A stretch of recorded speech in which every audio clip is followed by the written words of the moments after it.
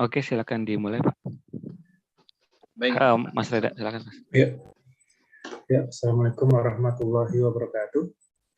Waalaikumsalam warahmatullahi wabarakatuh. Alhamdulillahirabbil alamin wassalatu wassalamu ala asrofil anbiya'i wal mursalin wa ala alihi washabbihi ajmain. Amma ba'du. Alhamdulillahirabbil alamin. Ya, ketemu lagi kita di webinar BMT Talk Show. Apa kabar Bapak Ibu sekalian? Semoga Bapak Ibu keluarga diberikan kesehatan oleh Allah Subhanahu wa taala di tengah-tengah pandemi yang batuk pilek ini. Semoga semua pada sehat walafiat. Pertama-tama kami mengucapkan selamat datang dan terima kasih kepada Bapak Ibu atas partisipasinya dalam mengikuti webinar BMT Talk Show kali ini. Ini sudah yang ketiga kali. Semoga kita bisa bersama-sama mendapatkan tujuan utama dari ikhtiar dalam mengembangkan keuangan mikro syariah di Indonesia. Ya. Pertama, perkenalkan, nama saya Reda Sutama sebagai perwakilan dari Syariah UIS Teknologi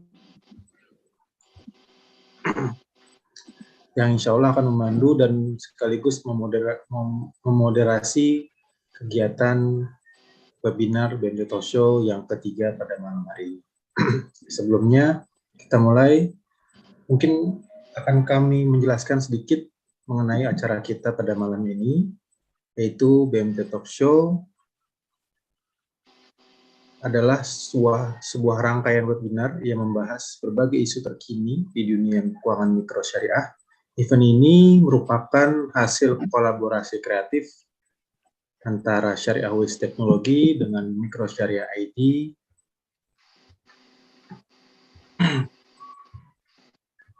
Webinar kali ini akan diselenggarakan insya Allah selama 2-3 kali dalam 1 bulan, yang insya Allah harinya akan di hari yang sama, hari Rabu malam untuk saat ini setiap pekannya. Dan tujuan dari webinar kali ini sebagai wadah kita untuk silaturahmi dan juga sebagai kumpulan kita diskusi para praktisi keuangan syariah mikro untuk saling memberikan pengetahuannya, ilmunya, yang diharapkan dengan kita berbagi informasi, sharing keilmuan, kita berharap bisa mengembangkan keuangan mikro syariah khususnya di Indonesia masuk ke ranah digitalisasi. Oke, sebelumnya saya terangkan dulu sebelum kita mulai alur webinar dan teknis kegiatan webinar malam ini. Insya Allah webinar ini akan dimulai dari pemaparan materi singkat namun padat oleh narasumber kita selama kurang lebih 15 menit. Setelahnya akan ada sesi tanya jawab yang akan dimoderasi sampai selama kurang lebih 30 menit ke depan. Pertanyaan-pertanyaan dari Bapak Ibu sekalian bisa disampaikan setelah pemaparan atau bisa melalui chat langsung di chat box. Dan mohon mic-nya di-mute dulu selama pemaparan materi berlangsung. Baik. Sebelumnya kita masuk ke acara inti, saya perkenalkan terlebih dahulu narasumber kita malam ini, yaitu Bapak Skison Pani, SE, MSI. Beliau adalah Senior Consulting di AB Management, konsultan keuangan mikro syariah, sekaligus sebagai CEO dari Akira ID, Syariah Accounting Software. Mungkin beberapa sudah ada yang mengenal di sini untuk institusi keuangan syariah di Indonesia, khususnya BMT, koperasi, dan institusi mikro yang lainnya. Beliau juga sudah melalang buana di dunia keuangan mikro syariah selama lebih dari 15 tahun, dan insya Allah akan menjadi narasumber tetap di BMT Talk Show rangkaian selanjutnya. Baik, tanpa berbasa-basi lagi, kita langsung saja menyaksikan paparan dari Bapak Skison Paneh. Untuk waktu dan tempat, kami persilahkan Bapak Skison. Baik. Bismillah. Assalamualaikum warahmatullahi wabarakatuh. Waalaikumsalam warahmatullahi wabarakatuh. Inna hamdalillah nahmaduhu wa nasta'inuhu wa nastaghfir wa na'udzu billahi min shururi anfusina wa min sayyiati a'malina may yahdihillahu fala mudilla lahu wa may yudlil fala hadiya lahu. Asyhadu an la ilaha illallah wahdahu la syarika lahu wa asyhadu anna Muhammadan abduhu wa rasulullah nabiyya ba'da. Alhamdulillah, kita panjatkan dan puji syukur kita kepada Allah Subhanahu wa taala yang banyak memberikan kita nikmat iman, nikmat Islam, dan juga nikmat kita bersilaturahim pada malam hari ini untuk sama-sama mencapai ridha Allah Subhanahu wa taala. Salawat dan salam tidak lupa kita curahkan kepada junjungan kita Nabi Muhammad SAW serta para sahabat, keluarga, dan orang-orang yang terus beristiqomah di jalannya hingga yaumul akhir nanti. Termasuk dalam hal kita berekonomi, semoga kita termasuk orang-orang yang konsisten dan komitmen untuk mengikuti apa yang diajarkan oleh Rasulullah SAW. Baik Bapak-Bapak dan Ibu-Ibu semua, pada malam hari ini merupakan pertemuan kita yang ketiga di dalam BMT Talk Show, yang insya Allah ini adalah hasil kolaborasi dan kerjasama antara Syariah Ways dengan Mikro Syariah.id. Saya ucapkan terima kasih buat para teman-teman dan juga para peserta yang hadir pada malam hari ini. Baik, mungkin langsung saja. Pada malam hari ini tema kita adalah implementasi akad di BMT. Apakah hanya murabahah saja? Nah, ini menjadi satu isu yang cukup menarik karena isu ini tidak hanya ada di BMT saja, tetapi isu ini juga hadir dan muncul di setiap entitas di lembaga keuangan syariah. Apakah itu ada di perbankan, apakah itu ada di BMT, maka kita akan selalu menemukan isu terkait dengan implementasi akad yang kemudian didominasi oleh akad murabahah. Tapi sebelum kita masuk ke murabahah, kita coba mulai dulu dari bagaimana kita memahami akad. Ya, kalau kita melihat dan memahami akad, nah ini ada satu definisi yang cukup sederhana dan mudah untuk kita pahami. Jadi akad merupakan suatu ikatan, pernyataan, penyerahan dan penerimaan objek perikatan antara dua belah pihak yang melakukan transaksi. Jadi diawali dari sebuah ikatan pernyataan terkait ada yang menyerahkan dan ada juga yang menerima dari objek yang diakadkan tersebut. Dan itu melibatkan dua belah pihak atau lebih yang masing-masing pihak melakukan transaksi. Artinya, dengan melihat definisi di atas, dengan terjadinya akad sebuah perjanjian, kedua belah pihak telah menyetujui dan merelakan perpindahan objek akad pada transaksi tersebut. Nah, ini cara kita coba nanti memahami apa itu akad. Jadi dia merupakan sebuah ikatan, dan akad ini menjadi satu penentu di dalam ekonomi Islam yang menjadikan apakah itu menjadi halal atau menjadi haram. Karena nanti batasnya itu adalah bagaimana kita melakukan implementasi akad itu dengan baik.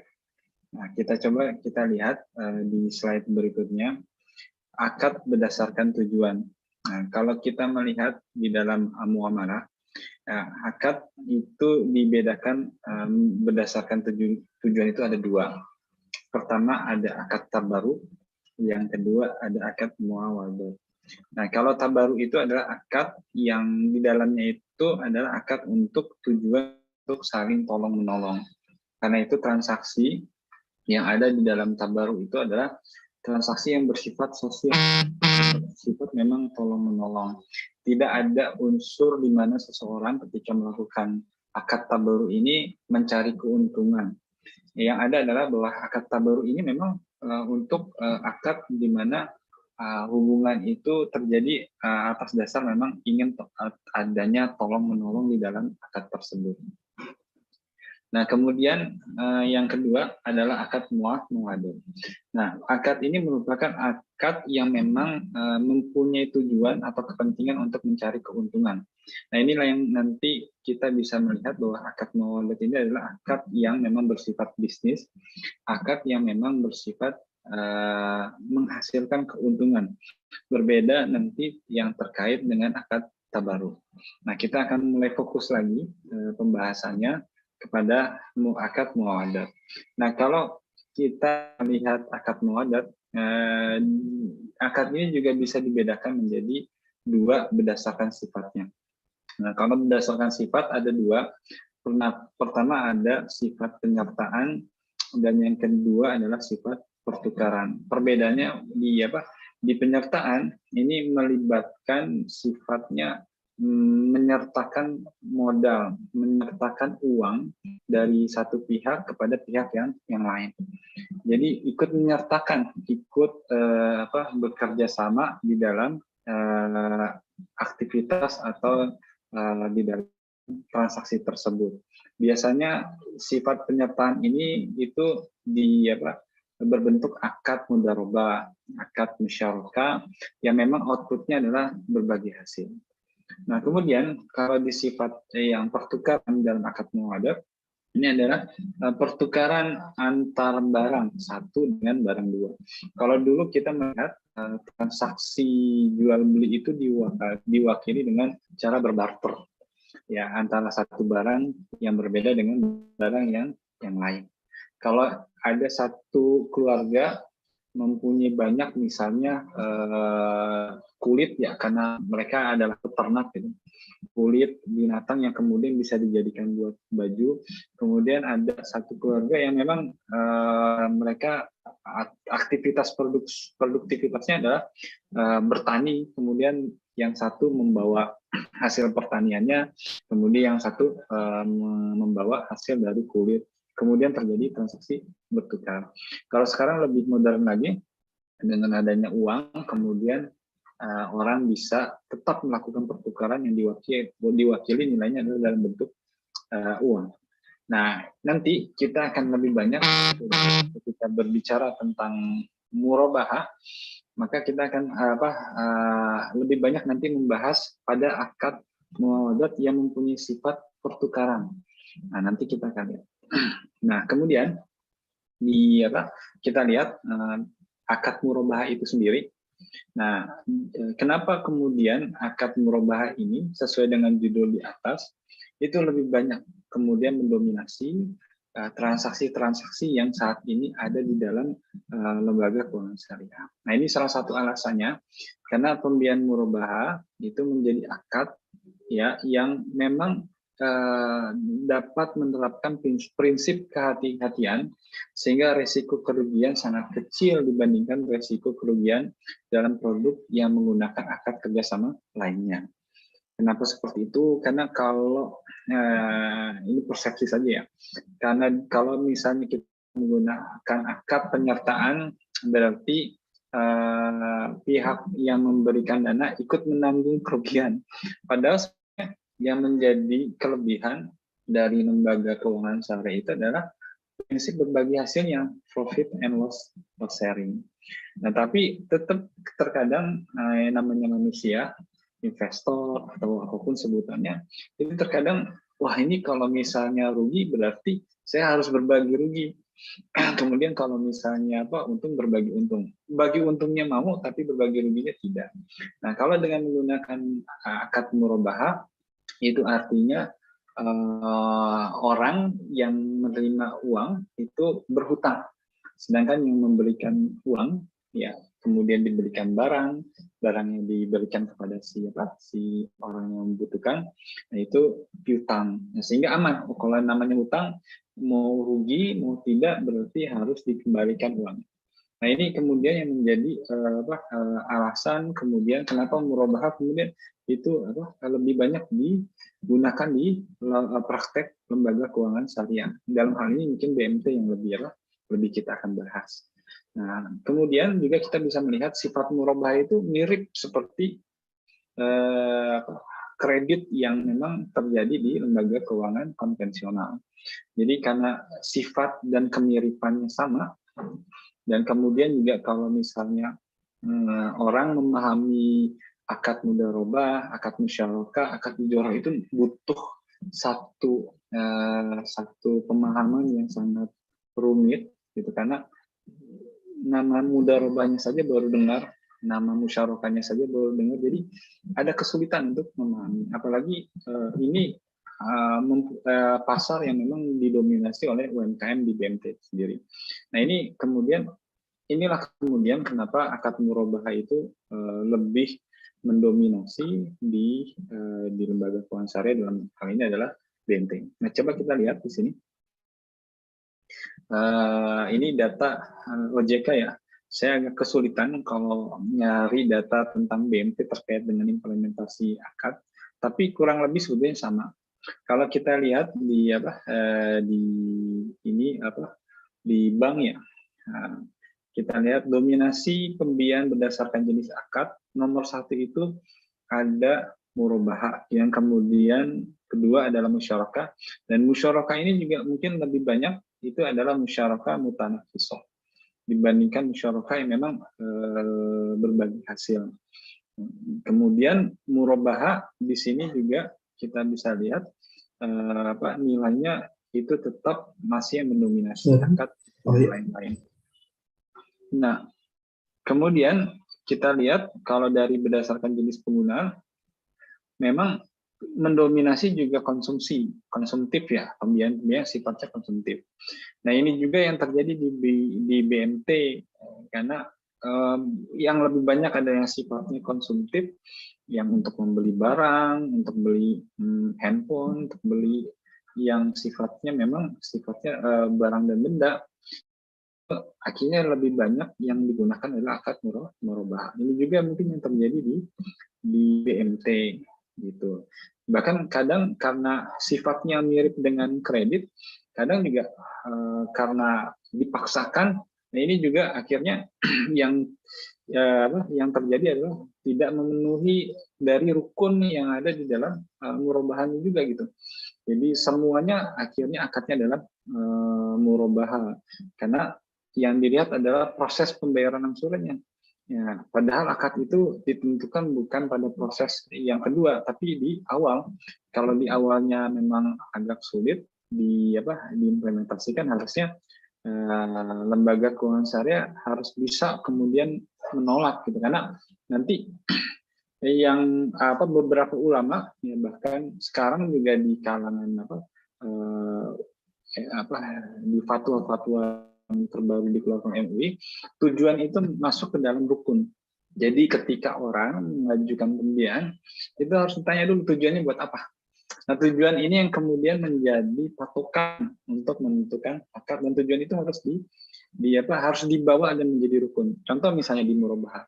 Tujuan murabahah itu adalah terjadinya pertukaran barang. Terjadinya ada barang yang disediakan oleh si penyedia dana, kemudian itu dijual. Kalau kemudian tujuan itu tidak tercapai, artinya yang diberikan uang, kemudian barangnya nggak ada, tiba-tiba sudah berakad, maka akad itu menjadi luntur. Nah, nanti kita lihat di sini. Nah, kita masuk ke slide berikutnya, rukun murabahah. Kalau yang kita lihat yang biasa harus ada penjual, ini memang biasa ya, kemudian pembeli, kemudian ada barangnya, ada harga, ada sigot. Nah, yang saya tanda merah ini menjadi sesuatu yang harus dipenuhi juga, karena beberapa ulama juga menghendaki adanya maudu al-bai, ada tujuannya harus tercapai. Jadi kalau tujuan dari rukun ini tidak tercapai, adanya sebuah barang yang disediakan. Nah, ketika pelaksananya kemudian tidak ada barang, maka tujuannya tidak tercapai. Kalau tujuan tidak tercapai, rukunnya menjadi rusak. Kalau rukunnya sudah rusak, tidak terpenuhi, itu artinya akadnya tidak sah. Nah, ini nanti yang harus kita perhatikan. Nah, kita lihat bagaimana implementasinya. Nah, ini saya buat pakai matriks supaya lebih dimudahi. Nah, kita lihat, saya bagi menjadi 3. Ada rukun, ada karakteristik, kemudian ada syarat akad. Nah, dimulai dari prosedur pertama. Di rukun murabahah ada pelaku akad, ya, ada BMT sebagai penyedia dana dan penjual. Berarti penjual kan? Dia sebagai penjual dan juga sebagai penyedia dana. Ini mirip-mirip. Nah, dan ada nasabah atau anggota, pembeli barang serta pemasok barang. Nah, ini berarti sudah lengkap nih. Di dalam rukun murabahah harus ada pelaku akadnya. Ada penjual, ada pembeli, dan peran ini harus ada di dalam hal tersebut. Kemudian karakteristik. Nah, kita lihat kedudukan BMT sebagai apa? Pertama, dia sebagai penyedia dana sekaligus sebagai penjual. Berbentuk lembaga yang berbadan hukum, kemudian diwakili oleh pengelola. Harus ada pengelolanya. Kemudian kedudukan nasabah sebagai perseorangan pembeli. Ini karena kita bicaranya BMT ya, jadi lebih banyak memang perseorangan dibandingkan lembaga.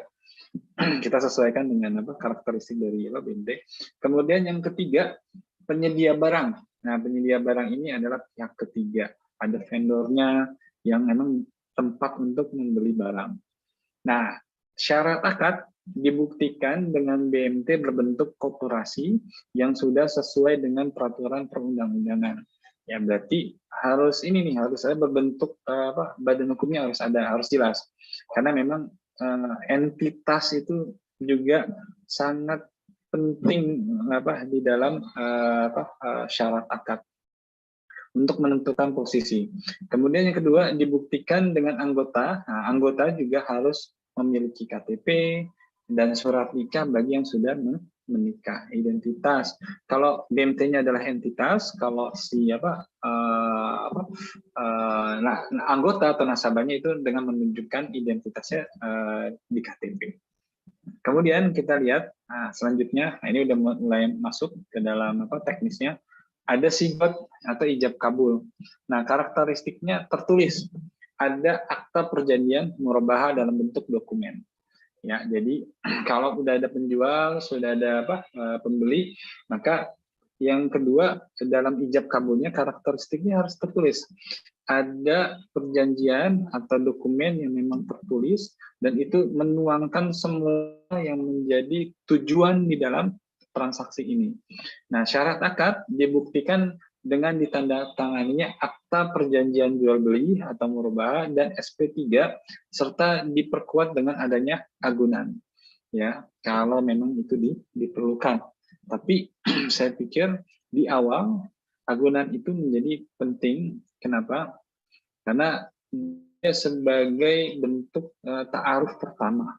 Ya, kenalan pertama. Karena kalau ada anggota atau nasabah datang, itu kita nggak kenal sama sekali gitu. Kemudian kalau kita membentuk agunan, bukan berarti ini kok kayak jadi lembaga kredit juga ya, atau jadi tukang kredit gitu. Nah, padahal berbeda juga. Kalau kita ngelihat bank keliling ya, pembahasan yang kemarin kedua, itu bank keliling itu nggak pernah minta agunan. Gitu. Nggak pernah minta agunan mereka dalam transaksinya. Yang ada datang ngasih uang, ya kalau kita ada terlibat masalah langsung diambil itu, nggak ada bicara apapun gitu. Nah, di kita perlu ada agunan sebagai bentuk keseriusan orang. Ya, kalau nggak kenal nih jaminannya. Jangankan dalam hal transaksi, dalam hal yang lain saja orang butuh jaminan negara, jaminan orang lain, jaminan toko, itu posisi agunan. Jadi bukan berarti kemudian lembaga keuangan syariah minta jaminan atau agunan, ini jadi menyerupai lembaga keuangan yang sifatnya kredit atau yang lain-lain. Kemudian yang ketiga, rukun murabahah objek akad atau maqud alaih, ini terkait barang dan harga. Nah, barang, ini sesuai dengan kebutuhan permintaan dari siapa anggota.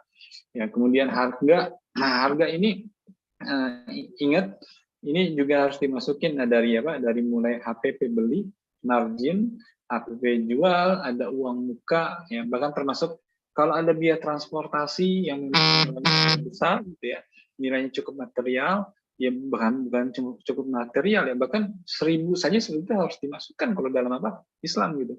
Jadi nggak boleh ada nilai uang yang kemudian diremeh-temehkan gitu. Jadi tetap itu di apa kemudian secara detail, secara keuangan harus ditulis dengan baik. Nah, kemudian di syarat akad dibuktikan dengan rincian dalam akta perjanjian, ada bukti pembeliannya, barangnya harganya sekian. Oh, dapat diskon. Dapat diskon itu mohon maaf itu tidak bisa dimiliki kepada BMT, itu harus dijelaskan.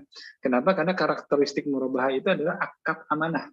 Jadi orang harus tahu, oh ini harga 3 juta, kemudian dapat diskon jadi 2.500.000, berarti penghitungan bukan dimulai dari angka 3 juta, tapi dari angka 2.500.000 gitu. Jadi nanti beda kalau menggunakan akad bai al-musawamah. Kalau di musawamah itu orang nggak perlu tahu harganya dasarnya berapa, nggak perlu. Tapi di murabahah ini adalah akad amanah, jadi memang harus diketahui mulai dari marginnya berapa, ininya berapa, itu harus detail karena memang perjanjiannya memang akadnya adalah termasuk dalam akad amanah. Nah, kemudian yang keempat kita lihat rukun murabahah. Nah, terkait dengan tujuan jual beli atau tujuan dari murabahahnya, karakteristiknya harus ada penyerahan barang. Kalau tidak ada penyerahan barang berarti ini harus diperhatikan. Kemudian syarat akad dibuktikan dengan surat tanda terima barang. Jadi nanti kalau orang mau mengaudit atau DPS nanti mau mengaudit, maka yang dilihat ya bukan barangnya lagi, karena barangnya sudah dipakai sama setiap anggota. Nggak mungkin saya lihat dong barangnya gitu, kan nggak enak juga ya. Nah, maka yang nanti dilihat itu adalah syarat-syarat akad.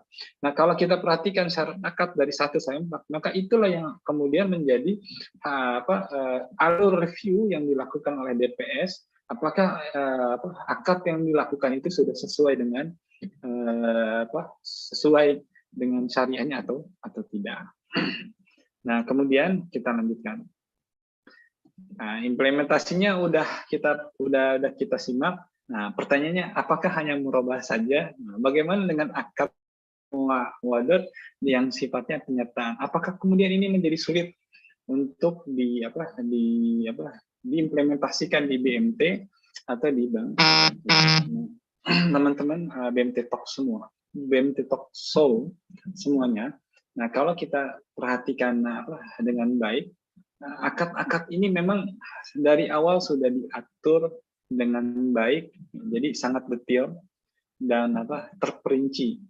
Kan saya ingin sedikit membahas terkait dengan matematika dulu gitu. Kenapa kemudian kita menjadi melihat segala sesuatunya menjadi rumit? Kan kalau kita kredit gampang aja, pokoknya minjem 1 juta, bunganya 1%, ya udah saya bayarnya 10.000.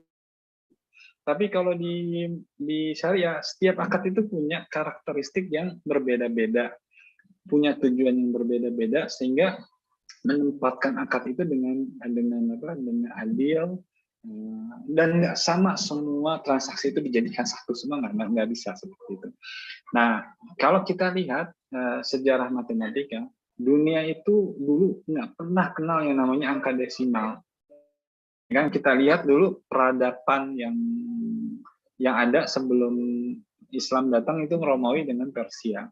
Ya, peradaban yang cukup baik dari sisi penulisan dan angka itu kita kenal yang namanya angka Romawi.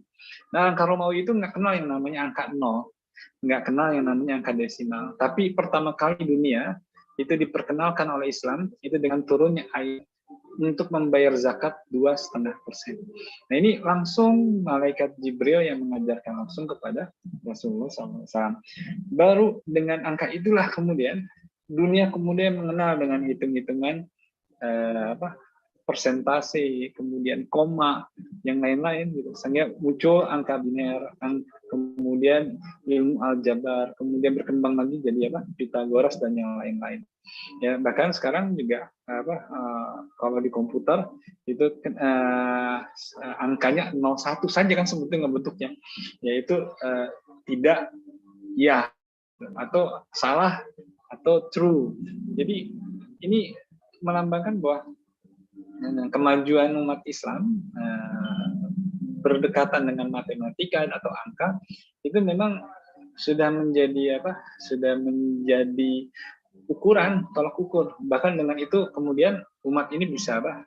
Bisa mengevaluasi, bisa mengukur, bahkan bisa menciptakan sesuatu yang baru dengan angka-angka tersebut.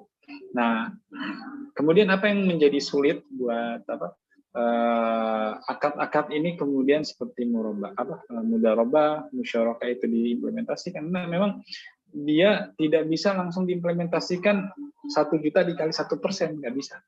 Ya, jadi dia memang harus ada proyeksinya dulu, kemudian diukur dulu.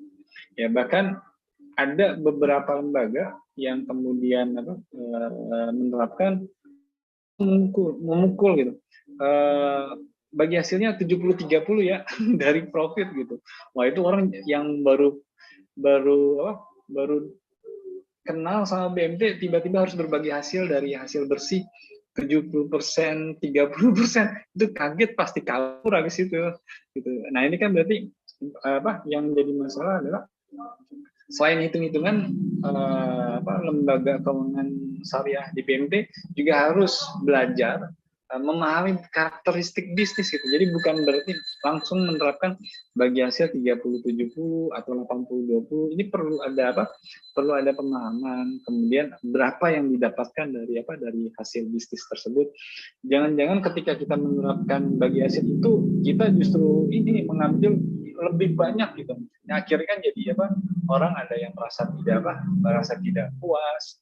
Kemudian, waduh ini gede banget ya dari ini. Karena kita tidak menghitung dulu dari hasil hasil bisnisnya. Nah, ini saya ada contoh kasus. Karena ini waktunya terbatas, saya coba ambil kasusnya langsung kepada mudharabah aja. Ini kasusnya cukup menarik. Ini kejadiannya waktu itu ada di Indramayu ya. Nah, Indramayu. Ini coba saya bacakan. Jadi pada tanggal 5 Maret 2014, Bapak Anam, sebut saja seperti itu ya, ini bukan nama sebenarnya. Bapak Anam mengajukan kerjasama kepada lembaga keuangan mikro, kita sebut seperti itu, untuk pembukaan bebek petelur. Ya, panen bebek petelur dibutuhkan waktu 5-6 bulan untuk siap dijual. Nah, yang jadi challenge kita perhatikan, Bapak Anam memiliki pengalaman di bidang usahanya selama 20 tahun. Ya kan, 1 ekor bebek petelur yang siap dijual dengan harga perkiraan 45.000 sampai dengan 48.000. Jadi pengalamannya 20 tahun si Bapak Anam. Nah, Bapak Anam mengajukan investasi dana sebesar 25 juta untuk keperluan investasi 1.500 bebek sampai dengan 6 bulan siap panen. Nah, kemudian, ini challenge-nya nih, LKM meminta rencana usaha Bapak Anam secara tertulis, kan? Namun tidak bisa diberikan. Beliau menyebutkan berdasarkan pengalaman usaha. Kenapa tidak bisa menyebutkan? Karena Pak Anam itu memang tidak bisa menulis dan membaca. Gitu. Jadi bahkan dulu waktu sekolah itu sering bolos dan memang bolos buat ini nernakin bebek gitu, istilahnya ngajak bebek ke sawah gitu. Karena kalau bebek itu harus beriringan dengan sawah supaya lebih efisien. Karena nanti makannya dari saling menguntungkan dari sawah yang ada gitu. Ada binatangnya, ada yang lain-lain. Nah, itu jadi si bebek itu jadi lebih biayanya jadi lebih efisien. LKM kemudian membuat proyeksi tertulis berdasarkan hasil survei dan wawancara dengan Bapak Anam, ditambah dengan informasi tambahan dari sumber yang lainnya. Jadi nggak cukup dari Pak Anamnya saja dapat informasi, tapi harus melihat dari sumber-sumber yang lain, dari internet, dari buku dan lain-lain. Maka inilah yang kemudian kita bentuk proyeksi kebutuhan investasi 1.500 bebek selama 6 bulan. Nah, apa aja yang dibutuhkan? Pertama, bibit bebeknya. Jadi si Pak Anam ini emang jago. Jadi nggak beli bebek hidup untuk digemukkan, tapi yang dibeli adalah bibit. Dan bibit ini harus semuanya adalah betina. Jadi saking punya pengalaman, jadi dia tahu di mana belinya dan dia tahu nih milih bibit yang betinanya yang seperti apa. Itu ilmunya cuman orang yang udah punya feeling. Nah, kemudian ada pakan, ada vitamin, dan ada biaya operasional. Nah, ini kita coba kita buat Nah, setelah dihitung berdasarkan kebutuhan Pak Anam, nah ternyata kebutuhan Pak Anam itu bukan 25 juta, tapi 36 juta. Nah, dari mana? Bulan pertama 5 juta buat beli bibit. Berarti pakan belum ada kan, masih telur. Bulan kedua udah mulai netes, sudah ada irisan antara bulan 1 dan bulan 2, tapi kita proyeksikan setiap bulan setelah menetas pakan yang dibutuhkan adalah 4 juta. 4 juta, 4 juta di bulan kelima menurun. Kenapa? Karena perhitungannya di bulan kelima sudah mulai ada penjualan. Jadi bebek tidak dijual sekaligus langsung 1.500, tapi di bulan berangsur-angsur dijualnya. Kemudian vitamin konsisten 500.000. Nah, biooperasional gaji 2 orang, Pak Anamnya digaji 1.500.000. Kemudian asistennya 800.000. Jadi setiap bulan ada 2,3. Bulan ke-6 karena asumsinya sudah dijual habis. Nah, kita lihat menilai pengalaman Bapak Anam selama 20 tahun di bidang peternakan bebek. Nah, LKM sangat memperhitungkan peluang bisnisnya pada tabel berikut. Nah, baru nih, oh iya kebutuhannya seperti ini, kita lihat proyeksinya. Nah, kita lihat proyeksinya kondisi penjual 100% dengan harga maksimal. Tadi kan disebut oleh Pak Anam 48.000 ya. Nah, 1.500 bebek, maka hasil penjualnya 72 juta. Nah, 100% dengan harga minimal itu 40.000 ya. Hasilnya 60 juta. Resiko mati 20%. Nah, ini kita lihat yang dari pengalaman biasanya ada resiko matinya 20%. Nah, itu dapat 57.600.000 dengan harga yang paling tinggi. Nah, kalau resiko mati 20% dengan harga yang paling minim 40.000 dikali 1.200 bebek, maka hasil penjualnya 48 juta. Nah, LKM pasti ngambil yang paling kecil kan, yang 48 juta untuk resiko. Nah, berdasarkan hitung proyeksi pendapatan dengan segala kondisi risiko yang sudah diperhitungkan, LKM melihat peluang yang cukup besar. Berdasarkan harapan, nah ini harapan LKM, investasi tersebut diinginkan keuntungannya adalah 3% per bulan. Ini harapannya, bukan nanti diterapkan, hanya harapan saja. Total keuntungan 6 bulan sebesar 36 juta dikali 3% dikali 6, maka yang diharapkan adalah dari investasi 36 juta, itu dapat 6.480.000. Udah dapat nih ya harapan dari si LKM-nya. Nah, kita lihat berdasarkan proyeksi pendapatan, penjualan dengan nilai paling rendah sebesar 48 juta, jika bagi hasil berdasarkan pendapatan kotor, yaitu hasil penjualan dikurangi dengan nilai investasi modal, maka senilai 12 juta. 12 jutanya dari mana? 12 juta itu adalah 48 juta. Kurang 36 juta, betul.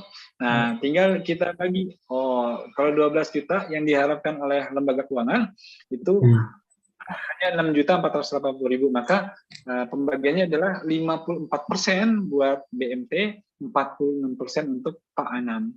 Ya, Pak Anam udah berbagi hasil udah enak gitu. Kenapa? Karena setiap bulan dia juga udah dapat gaji gitu. Coba kalau misalnya minjamnya secara kredit, di bulan pertama saja belum ada penjualan itu sudah argonya kehitung, argonya udah mulai jalan.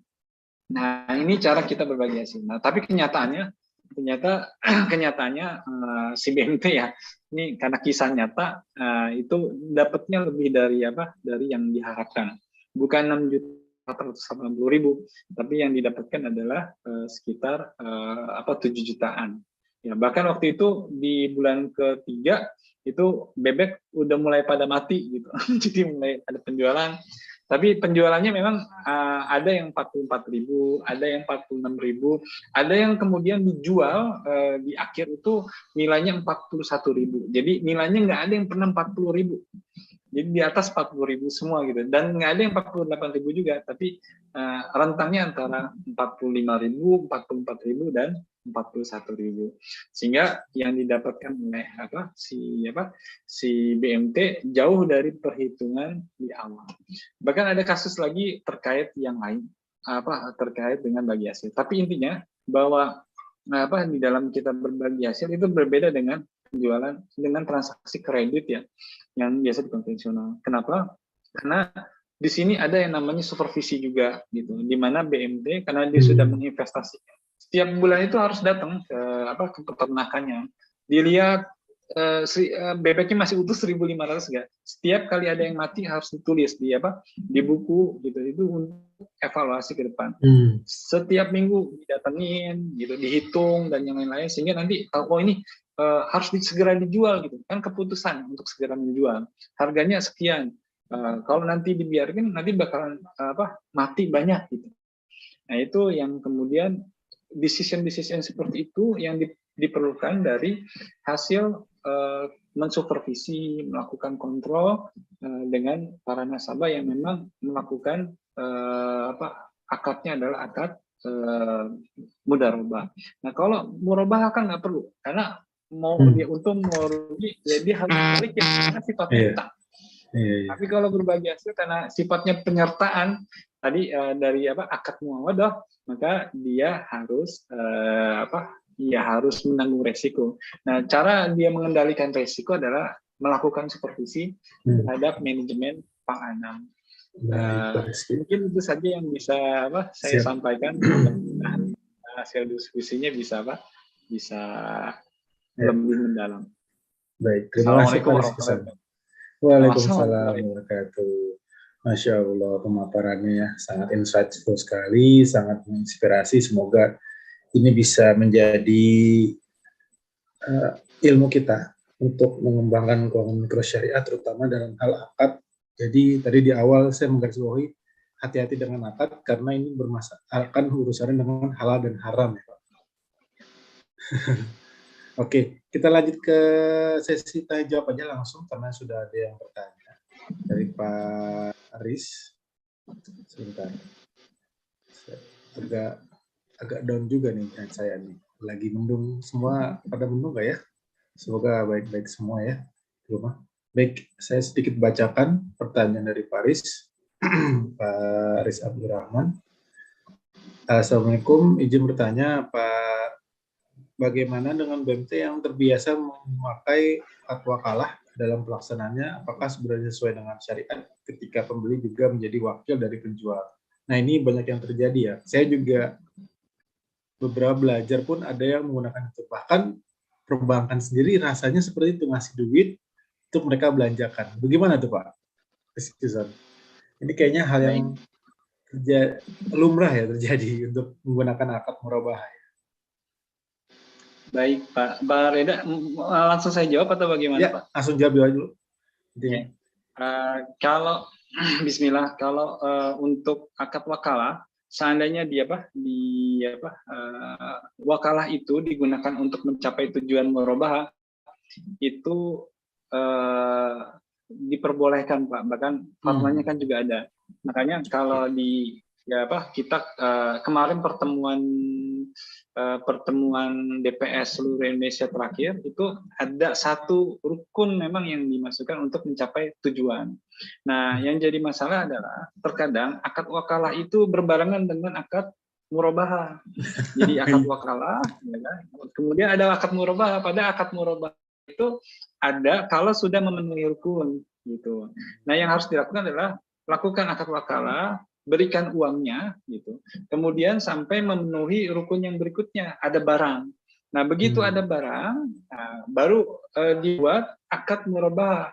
Boleh terjadi serah terima barang, walaupun misalnya barangnya di rumah si A, ya, di rumah si anggota atau si nasabah, gitu, nggak apa-apa. Cuma nanti harus ada akad yang menandakan ada perpindahan atau ada pertukaran posisi yang tadi barang itu dimiliki oleh BMT, kemudian sah, kemudian ada nasabah. Termasuk misalnya ada anggota warung kelontongan misalnya gitu.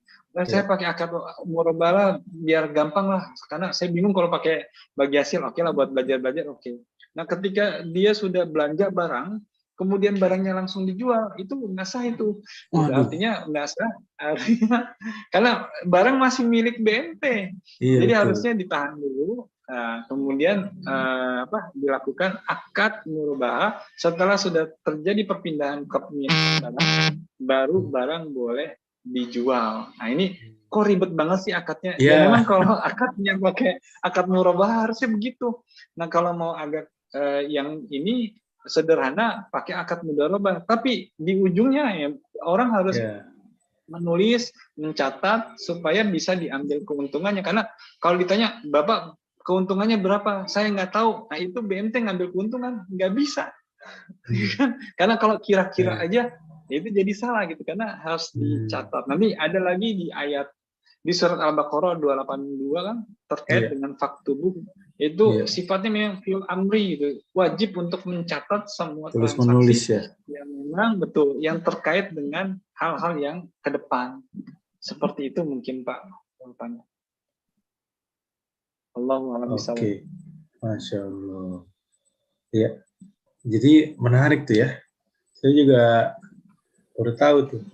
Boleh, tapi memang dalam hal wakalah harus tidak boleh berbarengan. Jadi bisa dibilang ribetnya 2 kali ketemu lah ya. Minimal harus ada 2 kali ketemu, kan? Nggak bisa 1 kali. Oke. Betul Pak Abdurrahman, insyaallah. Iya. Ya. Oh, nah itu. Jadi kesimpulannya seperti itu. Kalaupun mau menggunakan akad wakalah, dia harus selesai dulu akad wakalahnya, dikembalikan, dan sekaligus tanda tangan akad murabahah. Itu baru clear. Memang gitu ya Pak ya? Saya tambahkan lagi Pak Reda supaya tidak salah paham. Sebetulnya bukan cuma masalah timing, tapi dalam pemenuhan adanya barang di rukun. Jadi kan tujuan wakalah itu kan untuk dapat menyediakan barang ya. Ketika barangnya sudah terpenuhi, baru dilakukan akad murabahah. Kalau barangnya belum ada, belum terpenuhi, berarti akad murabahahnya tidak bisa dilakukan karena rukunnya belum terpenuhi. Oke. Jadi titik utamanya adalah rukun akadnya harus dipenuhi dulu ya Pak ya? Betul Pak. Masya Allah, luar biasa. Gimana, ada pertanyaan lain dari peserta atau saya boleh bertanya yang terkait dengan halal haram nih Pak? Ini kan berarti kan bawaannya kan langsung ke akhirat ya, makanya harus berhati-hati dalam menentukan akad. Tapi gimana? Apakah itu jadinya kita darurat gitu ya? Apakah itu termasuk hal yang darurat kalau misalkan udahlah yang penting jalan dulu ini bisnis gitu ya, kita pakai murabahah aja lah gitu ya, sambil pelan-pelan dibenerin gitu. Itu kan yang kejadian dalam hal bisnis kan kita bergerak cepat gitu ya Pak ya. Walaupun ya pasti akan nyenggol-nyenggol dikit tuh yang namanya halal haram. Gitu kan yang tadi kayak tadi lah wakalah sama murabahah. Kalau misalkan terus-menerus seperti itu kan habis juga, maksudnya dalam hal operasional, biaya operasionalnya gitu ya. Kita mesti ketemu lagi gitu kan. Setiap ketemu kan pasti ada biaya lah yang akan timbul. Gitu. Kalau kita meminimalis pertemuan kan berarti kan meminimalis biaya. Itu apakah masuk dalam hal darurat ya? Dalam mengaplikasikan akad-akad yang ada sekarang gitu. Kayak misalkan ya alasannya gitu loh. Jadi kita menggunakan akad murabahah aja deh yang gampang gitu ya. Karena kita nggak ngerti itu dibolehkan atau memang akhirnya nggak boleh, jadi maksudnya jadi keharam gitu. Kalau terus-terusan pakai murabahah. Ini kayak ngomongin hal haram ya, agak berat, maaf nih, karena rasanya itu yang penting sih untuk sedikit banyak akad ini. Saya coba jawab Pak Reda ya. Bismillah. Terkait sebetulnya darurat atau tidak darurat itu sebetulnya nanti dikembalikan lagi kepada apa? Karena ukuran darurat itu memang jadi satu ini juga sih ya, ukuran yang kemudian kadang-kadang memudahkan sesuatu akhirnya yang tadinya tidak boleh jadi apa? Jadi boleh. Jadi kalau bicara ukuran darurat sebetulnya dikembalikan lagi kepada apa? Ini masing-masing apa? Masing-masing orang gitu, karena ukurannya pasti apa? Berbeda-beda. Tetapi kalau misalnya kita kembali kepada apa? Kembali kepada akad ya.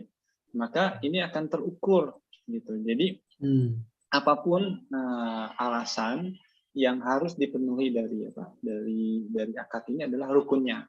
Karena rukun inilah yang kemudian yang akan menentukan apakah ini menjadi benar atau tidak. Karena kan ada ukuran standar. Kalau standarnya sudah ada, maka itu harus terpenuhi dengan baik.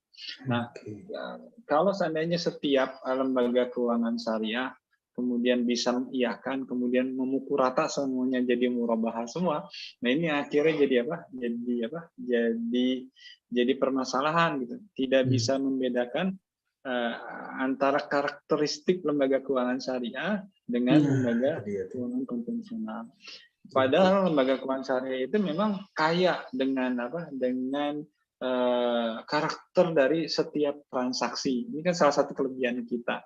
Jadi tidak semua setiap transaksi itu bisa dimurabahkan. Jadi kita harus melihat tujuan dari transaksi itu tersebut. Kalau misalnya tujuan untuk mensewa tempat, ya berarti kan tidak ada rukun barang di situ. Yang ada adalah manfaat.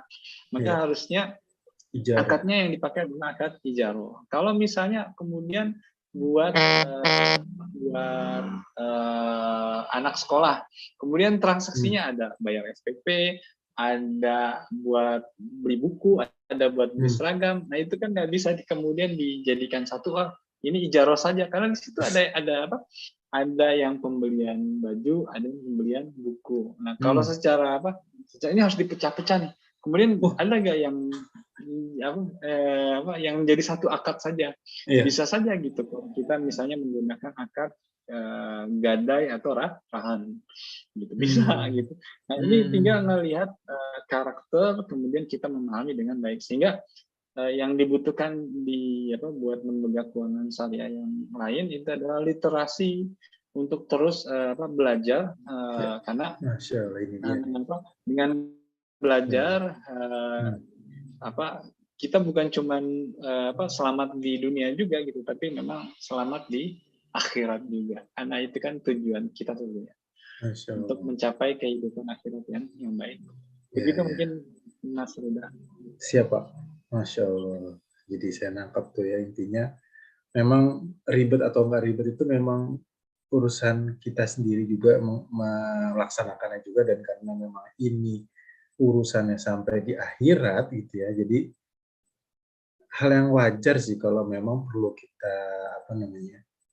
kita pahami lebih dalam tadi dengan ilmu yang ada. Jadi jangan ditabrak-tabrak lagi lah ya, karena kalau sudah ada ilmunya nih sedikit demi sedikit ya mau dipraktekkan, walaupun nanti ada sedikit-sedikit salah, tapi setidaknya ada yang mulai diaplikasikan lah. Kita mulai membenahi akad-akad yang ada di BMT, karena itu akan jadi edukasi yang paling kena lah, atau yang paling bisa dirasakan oleh masyarakat sekaligus untuk memajukan keuangan mikro ini. Mungkin kalau perbankan sendiri aturannya udah banyak ya, dan rasanya gimana kalau di perbandingan murabahah sama di perbankan tadi, rasanya sama aja ya Pak ya? Saya boleh nanya lanjutin nggak nih ya? Saya jadi ngomong perbankan juga. Nah ini kalau saya balik ke slide yang tadi ya. Nah ini tahun 2020 diambil dari data OJK, ya di perbankan sendiri yang masih mendominasi adalah murabahah. Kalau kita ngelihat pembiayaan berdasarkan jenis akad, itu nominalnya hampir 181 triliun. Itu yang menggunakan akad murabahah. Ya, bahkan kalau kita melihat jenis penggunaan di perbankan syariah sendiri, yang lebih mendominasi banyak adalah jenis penggunaan untuk yang sifatnya konsumtif dibandingkan dengan modal kerja. Jadi memang nggak jauh berbeda dengan yang ada di BMT, cuman mungkin data-data di BMT belum ada yang lengkap seperti yang ditampilkan atau disajikan oleh OJK. Seperti itu Pak Rida. Di BMT masih ada keterbatasan terkait data. Betul. Nah, ini sedikit bergeser gitu ya Pak ya. Saya jadi kepikiran teman saya yang buka crowdfunding gitu ya. Terus dia mengeluhkan gitu ya, para investornya yang muslim terutama juga ya, itu maunya memang murabahah gitu, maunya tuh jelas gitu, ada pengembalian pada saat diakadkan dengan mudharabah yang namanya investasi ya, crowdfunding, masuk kita biaya bareng-bareng gitu ya. Si platform crowdfunding ini jadi merasa terbebani oleh investor yang demandingnya atau permintaannya tuh maunya tuh untung gitu.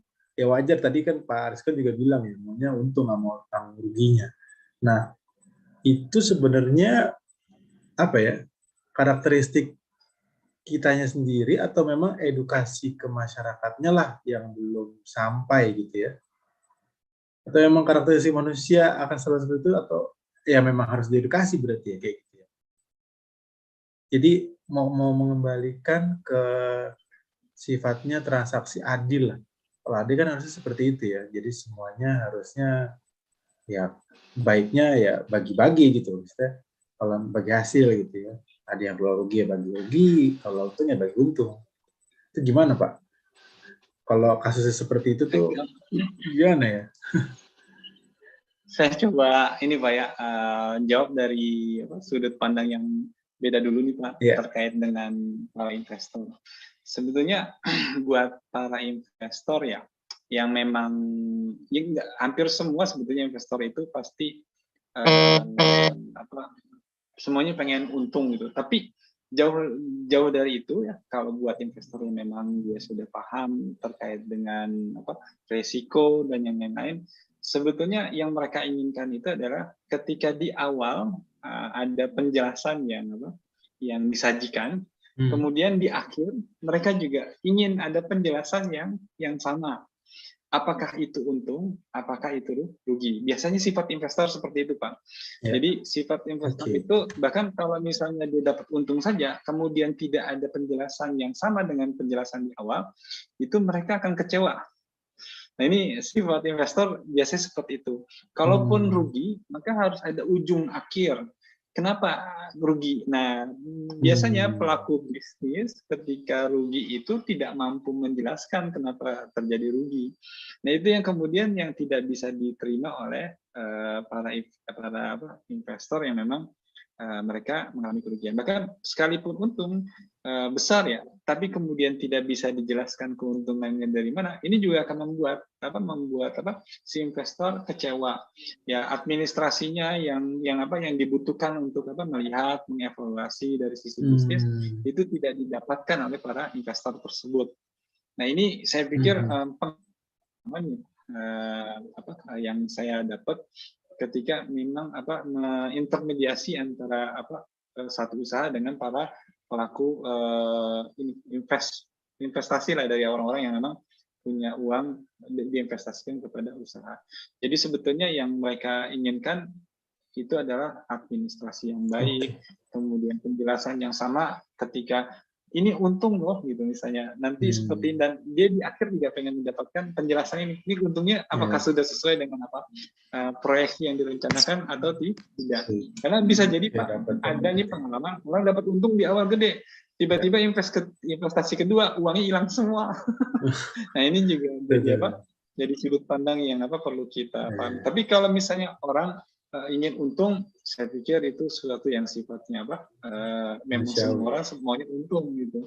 Tapi lebih dari itu orang butuh penjelasan yang sama di awal dan di akhir. Seperti itu Pak Redon. Baik. Oke, saya jadi paham kenapa Mudarobah belum banyak meningkat, mungkin karena sulit menyajikan informasi yang validnya kali ya. Insya Allah kalau sudah ada teknologi yang masuk, transparansi terkait informasi yang ada itu lebih real time, lebih jelas, dan itu akan mendorong akad-akad ya sifatnya kerjasama mudarobah, musyarakah gitu ya. Itu bisa lebih berkembang lah gitu ya. Baik, Masya Allah, ini udah tinggal 3 menit lagi nih kita. Oke, ada pertanyaan terakhir atau kita mau tutup dulu? Nanti kita sambung di next agenda berikutnya. Gimana? Saya tunggu sampai 10 detik. Masya Allah. Makasih banyak Pak Aris Suson atas penjelasannya, pemaparannya, berbagi ilmunya, dan cukup membuka kita terkait akad-akad. Hati-hati dengan akad, dan rukun-rukun harus dijaga, dan karakteristik setiap akad itu berbeda. Jadi diharapkan dari teman-teman praktisi juga terus belajar, terus menggali gitu ya, keilmuan di dalam ekonomi syariah ini, dan insya Allah jadi wasilah kita untuk terus mengembangkan ekonomi mikro, terutama untuk edukasi, terutama di level-level bawah. Oke, mungkin segitu dulu aja kegiatan BMT Talk Show malam hari ini. Terima kasih kepada pemapar kita Pak Rizwan Pane. Terima kasih Pak, semoga sehat-sehat terus nanti kita bisa ketemu lagi di agenda berikutnya, dan teman-teman juga kita akan undang kembali gitu ya, ditunggu agenda selanjutnya, insya Allah 2 minggu lagi kita ketemu lagi dengan tema yang lebih menarik lagi, insya Allah. Oke, kita tutup dengan baca hamdalah, alhamdulillahirrabbilalamin, dan doa majelis, subhanaka wabihamdika asyhadu an la ilaha illa anta. Ya, terima kasih atas kehadirannya. Kita membaca alhamdulillah. Terima kasih Pak Rizwan, terima kasih Pak Riz Abdurrahman, Ibu Siti Rahmawati kehadirannya, dan admin sudah support semuanya. Sampai ketemu di agenda berikutnya. Assalamualaikum warahmatullahi wabarakatuh. Waalaikumsalam warahmatullahi wabarakatuh.